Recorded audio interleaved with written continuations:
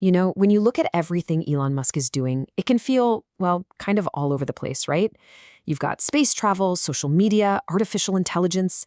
But what's really fascinating is that if you start to piece it all together, a really clear and pretty radical vision of the future starts to take shape. So that's what we're going to do. Let's connect the dots and see what this world he's imagining really looks like. And it all really kicks off with this one statement. Musk says, "My prediction is in less than 20 years, working will be optional." I mean, just let that sink in for a second. That's not some far-off sci-fi future. He's talking about our lifetimes. It's an absolutely wild claim, and it makes you wonder, right? What kind of world would even make that possible? And how on earth do we get there from here?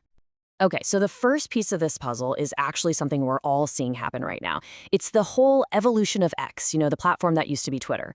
For Musk, this is way more than just another app on your phone. It's the very foundation for something much, much bigger.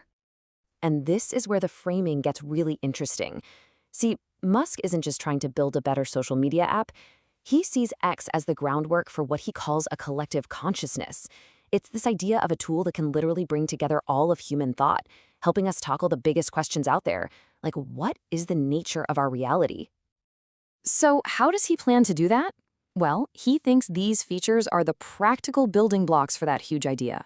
A global town square for everyone's words, pictures, and videos, secure messaging and calls, and get this, automatic translation so we can all understand each other no matter what language we speak. These aren't just cool features to add to an app. In his mind, they're tools specifically designed to boost the speed and the quality of thought flowing through all of humanity. All right, so that brings us to the second major piece of the puzzle. Because think about it, once you have this smarter, more connected human collective, and you supercharge it with AI, the results are going to be, well, profound. And it brings us right back to that absolutely startling prediction he made at the beginning, the end of work as we know it. And what's crazy is how specific Musk is about the timeline. He's not talking about 100 years from now. He's predicting that the crazy fast advancements in AI and robotics are going to make human labor pretty much unnecessary in less than 20 years. And this slide, I think, really shows the shift perfectly.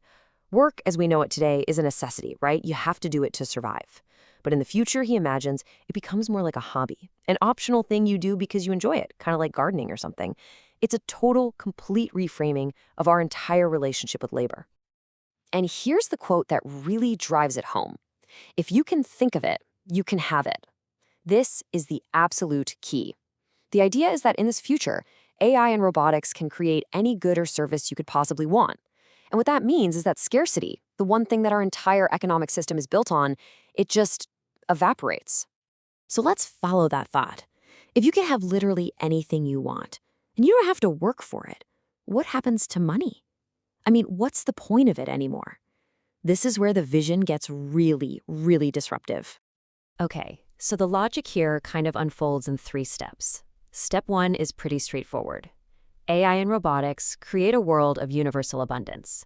There's just no more limit on the stuff and services available to all of us. Then you get to step 2. Money becomes useless.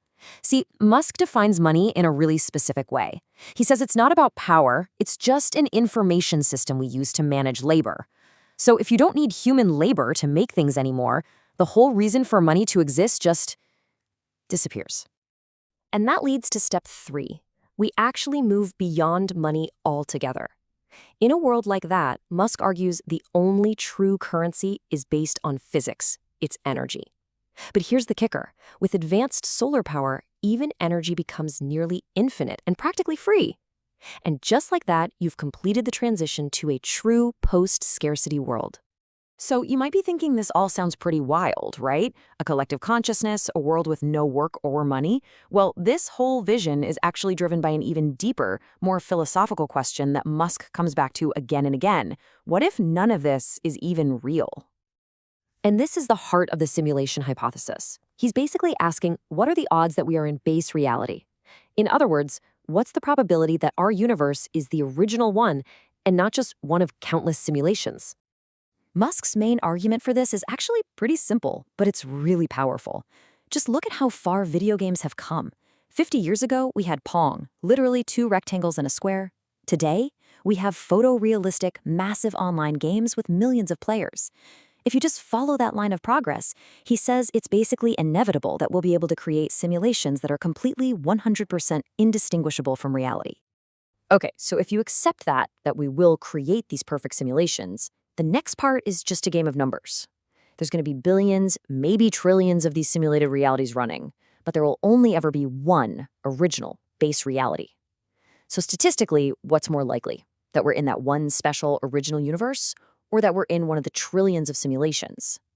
He concludes the odds are pretty high that we're in a simulation. And that right there brings everything full circle.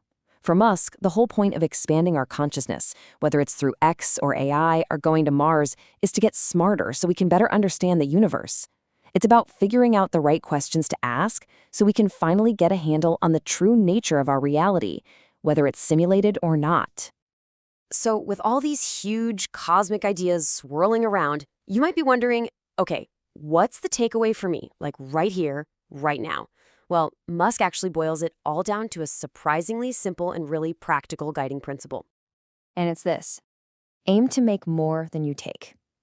That's it. That's his core philosophy. He says forget about chasing money or fame directly. Your real goal should be to be a net contributor to society, to create more value for other people than you consume yourself. And he even lays out a pretty clear path for how to do that. First, focus on providing products and services that are genuinely useful. Second, just try to be a net contributor to the world around you.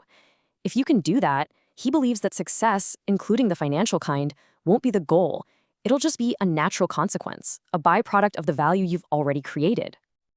When you really think about it, Musk's entire vision for the future, from a global consciousness all the way to a world without work, is built on this one single idea: creating value on a massive, massive scale. And so that leaves all of us with a pretty simple but really profound question to think about.